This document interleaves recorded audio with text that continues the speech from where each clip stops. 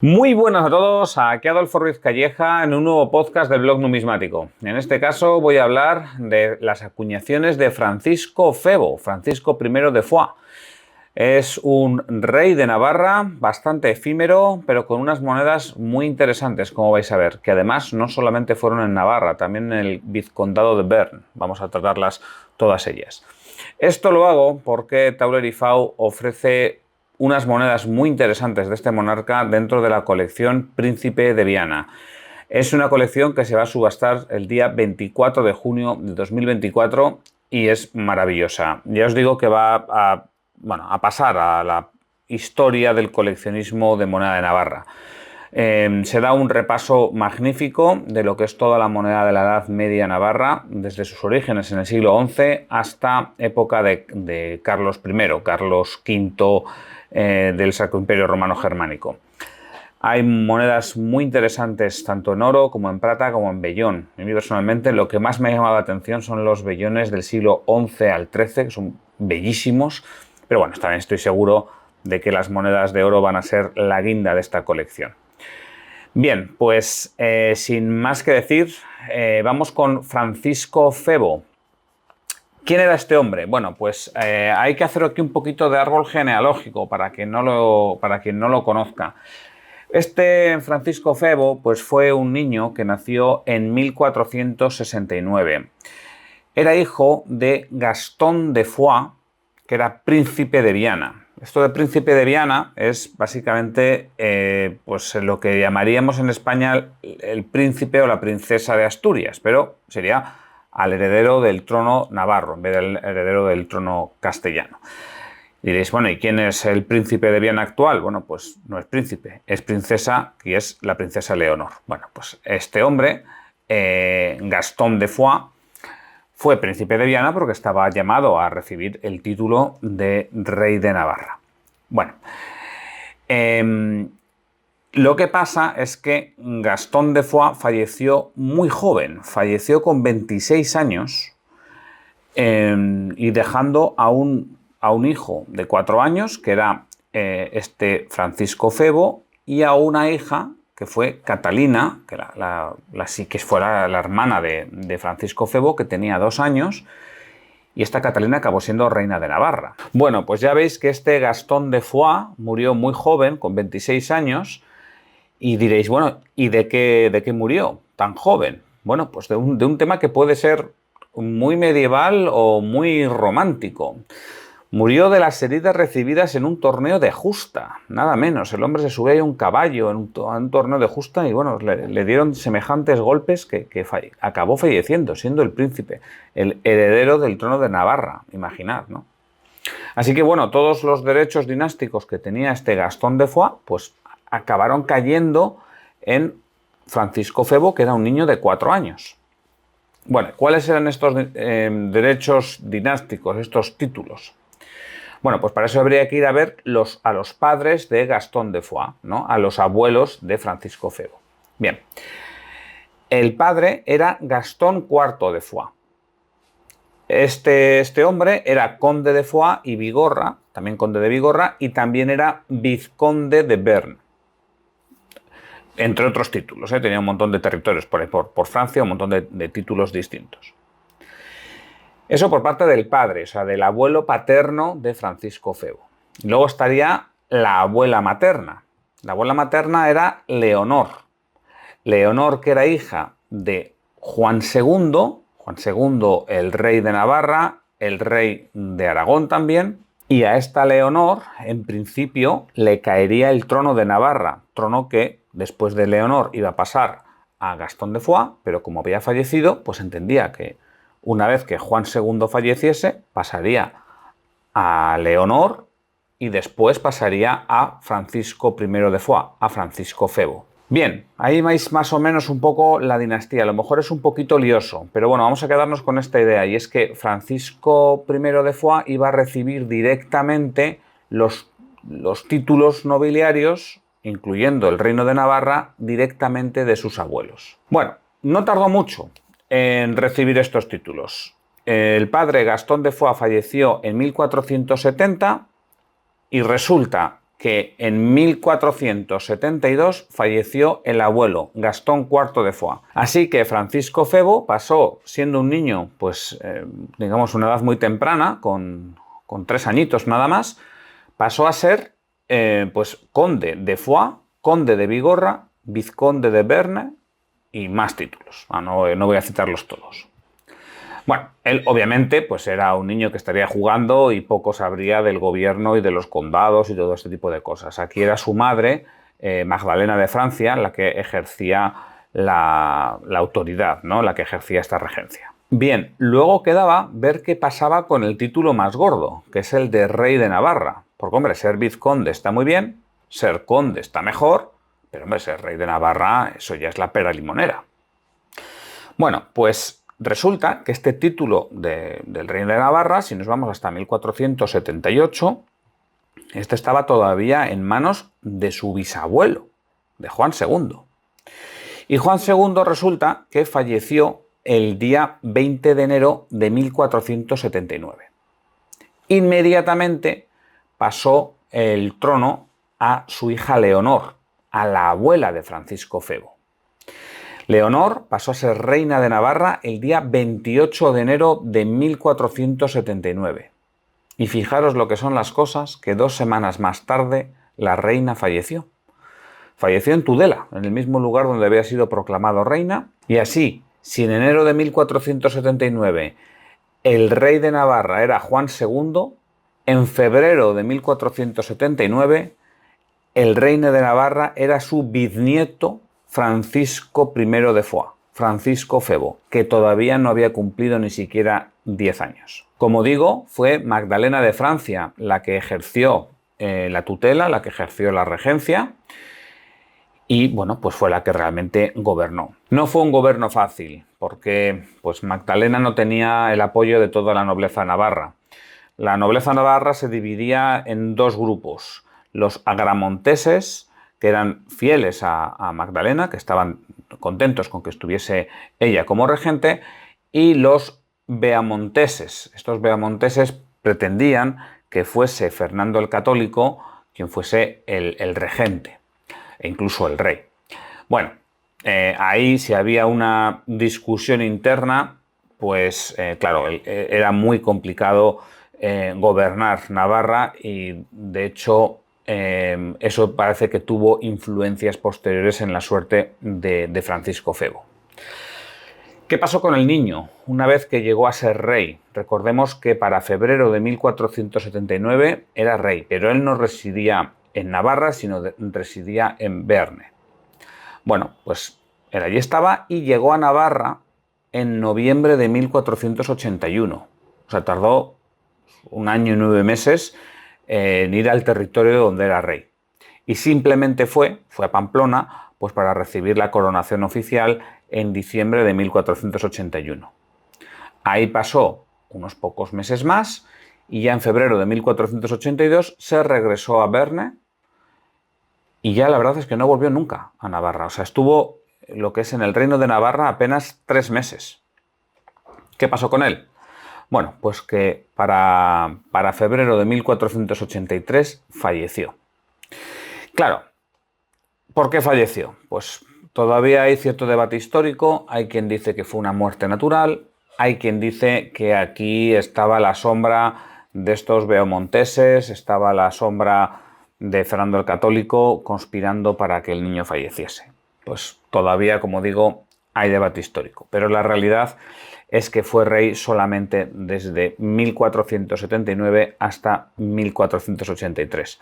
Apenas 4 años de gobierno, y además apenas 1 año y poco desde que fue coronado oficialmente. Después le sucedió en el trono su hermana Catalina, que era todavía menor que él, y bueno, ya todo el mundo sabemos que en 1512 pues Fernando el Católico envió al duque de Alba para que conquistase Navarra y se anexionase a la corona de Castilla. Bueno, esto es más o menos la historia de Francisco Febo. Ahora vamos a ver sus monedas, que como, claro, aquí era, por un lado, rey de Navarra, por supuesto, acuñó moneda en Navarra, y luego era conde, vizconde de diferentes lugares en lo que hoy en día sería Francia. Lo que pasa es que todos estos lugares de donde él era conde eran vasallo de Francia. O sea, realmente el soberano último sería el rey francés. Y esto es salvo en Bearne, donde él era vizconde, pero ahí no era vasallo de Francia. Y como en Bearne había una tradición de acuñar monedas, pues también se acuñaron monedas a nombre de Francisco Febo. De hecho, se acuñaron monedas a nombre de Francisco Febo antes en Bearne que en Navarra. Vamos a verlas, y para ello lo primero que hay que decir es que en Bearne había una tradición pues, bastante dilatada de acuñar monedas propias. Llevaban más de 100 años, con una ceca propia que estaba en un pequeñísimo municipio llamado Morlas. Esto estaba a 12 kilómetros de Pau, donde era la capital. Bien, en Morlas se acuñaron monedas de oro y de plata en época de Francisco Febo.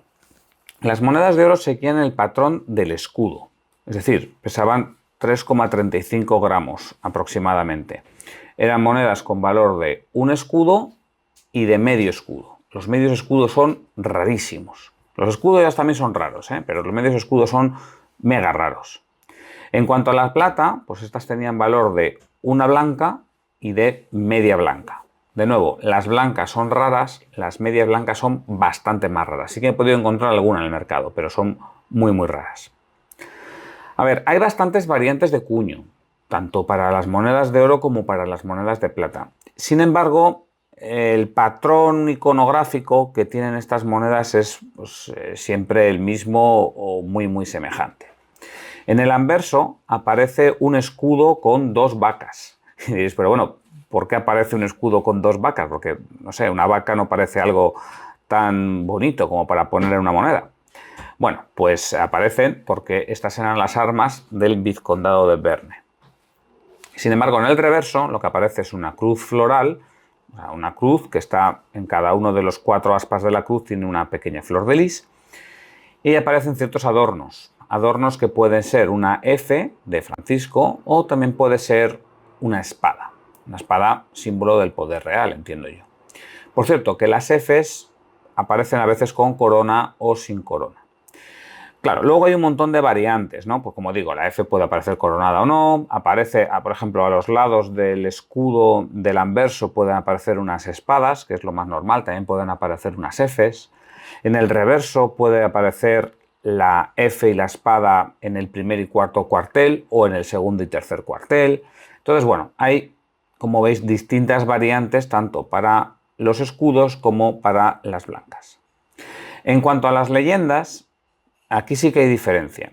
A ver, la leyenda del anverso siempre es, bueno, la misma, digamos que tiene el mismo mensaje, luego puede haber también variantes. El mensaje indica Franciscus FDG Dominus Bearne, que tendría que ser algo así como Francisco Febo, señor de Bearne, por la gracia de Dios. O sea, que están proclamando quién era aquí el que manda y por qué manda, lo de siempre. Luego, en el reverso, lo que nos encontramos es, en las monedas de oro, un lema que es Dominus illumination mea et salus. Esto está extraído del Salmo 27 y significa el Señor es mi luz y mi salvación. En cuanto a las monedas de plata, en su leyenda de reverso indican algo así como Pax et honor forcie mor, que es una leyenda tradicional bearnesa que, bueno, distintos autores han interpretado de distinta manera. El Pax et honor parece ser como paz y honor, y el mor, pues está claro que está haciendo una referencia a Morlas, ¿no? A la ceca de Bearne, pero ya la forma de interpretación, bueno, pues requeriría a lo mejor un estudio un poco más profundo en este aspecto. Así que bueno, pues aquí tenemos estas monedas acuñadas por parte de Francisco Febo en Bearne. Como veis, escudos y medios escudos para el oro y blancas y medias blancas para la plata, y todas ellas con una estructura más o menos semejante. Bueno, ¿qué pasó en Navarra? O sea, Navarra es bastante curioso porque son todas ellas monedas muy raras. De hecho, fijaros que solamente se empezaron a acuñar a partir del 19 de noviembre de 1481. Estas monedas a nombre de Francisco Febo no se acuñaron desde el principio de su reinado, sino que se acuñaron ya como preparación para su coronación oficial. La coronación oficial, que repito, se hizo en diciembre de 1481. Y sin embargo, una vez que él había fallecido, se siguieron acuñando. Es más, la mayor parte de las monedas de Francisco Febo, o a nombre de Francisco Febo, se acuñaron después de la muerte de este joven monarca. Alguien dirá, pero hombre, ¿cómo puede saber exactamente el día en el que se acuñaron las monedas, ¿no? 19 de noviembre de 1481.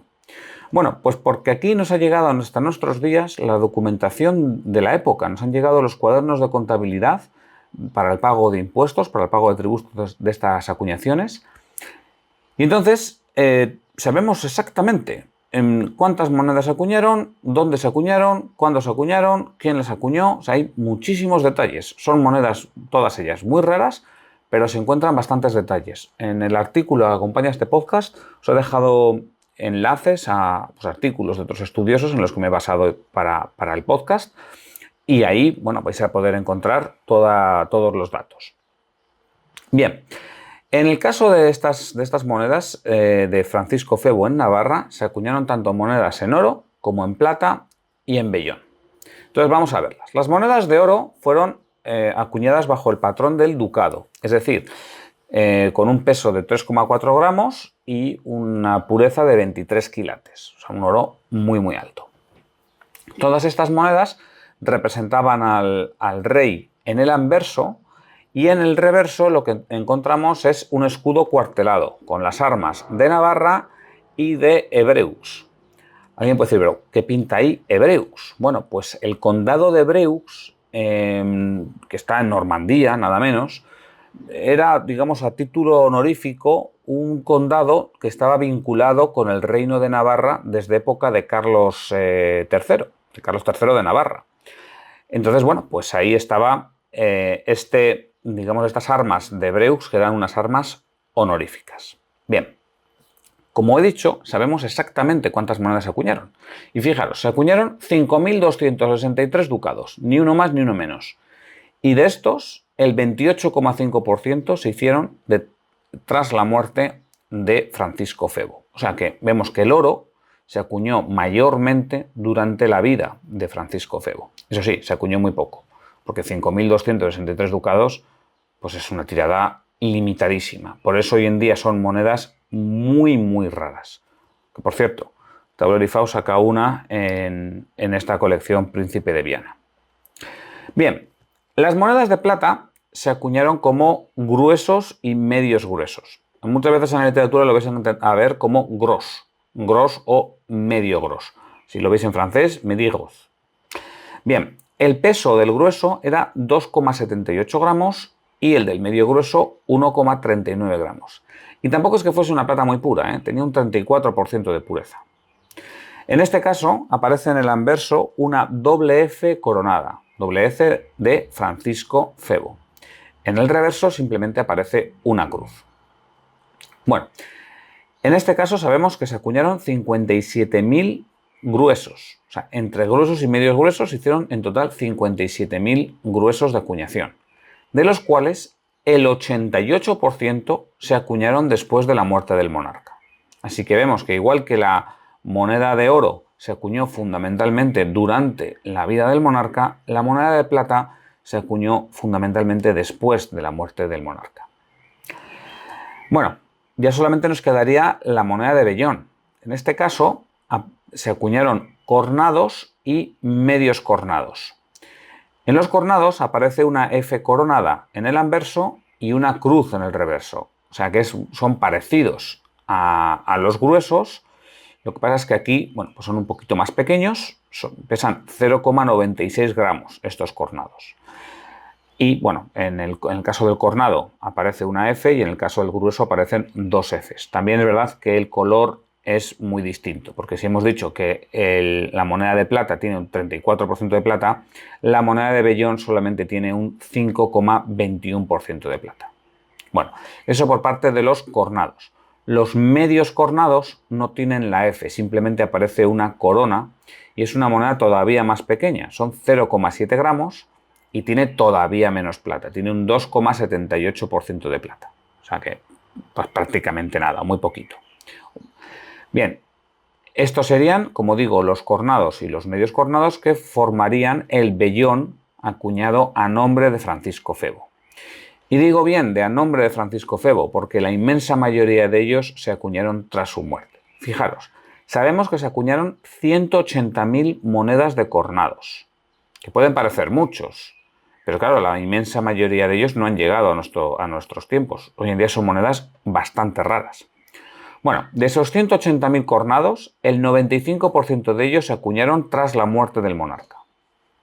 En cuanto a los medios cornados, se acuñaron 30.000 ejemplares y todos ellos se acuñaron tras la muerte de Francisco Febo. O sea que el pobre muchacho no pudo ver los medios cornados a su nombre. Bien, pues estas son las monedas que se acuñaron a nombre de Francisco Febo. Vuelvo a repetir, están los ducados de oro, los gros o gruesos de plata y los cornados de vellón. En cuanto a las leyendas, bueno, en este caso son homogéneas en los tres tipos de monedas. A ver, homogéneas en cuanto al mensaje, no en cuanto a las abreviaciones que utilizan, ni tampoco en cuanto a las variantes, porque hay un montonazo de variantes.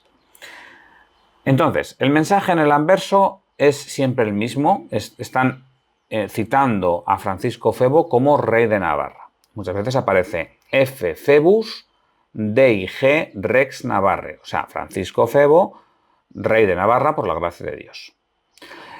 En cambio, en el reverso aparece otro salmo que indica Sit nomen Domini benedictum, que, bueno, este es el segundo verso del Salmo 112 y significa sea bendito en el nombre del Señor. Y bueno, pues esto es un pequeño repaso a estas monedas de Francisco Febo. Voy a volver a hacer el punto clave, que sería que acuñó en Berne, en el vizcondado de Berne, concretamente en la ciudad de Morlaix. Ahí acuñaron monedas de oro y plata. El oro eran monedas de escudo y la plata serían blancas. Y luego también acuñó monedas en Navarra, que serían monedas de oro, ducados, monedas de plata, los gros o los gruesos, y monedas de vellón, que serían los cornados. Todas ellas son monedas bastante raras o muy raras o extremadamente raras. O sea, aquí común realmente no hay nada dentro de Francisco Febo. Bien, pues esto es el podcast que yo os quería mostrar. Espero que os haya gustado, espero que hayáis aprendido algo. Y os vuelvo a recomendar, si os interesa la moneda navarra o si os interesa la moneda medieval, no os podéis perder la colección Príncipe de Viana. Realmente es muy buena y yo estoy seguro de que va a pasar a la historia como una colección de referencia en lo que a moneda medieval navarra se refiere. Os recomiendo echar un vistazo y os recomiendo también guardaros el PDF de la subasta porque esto es de los que luego vais a querer visitar en el futuro. Yo sin más me despido, un saludo y hasta pronto.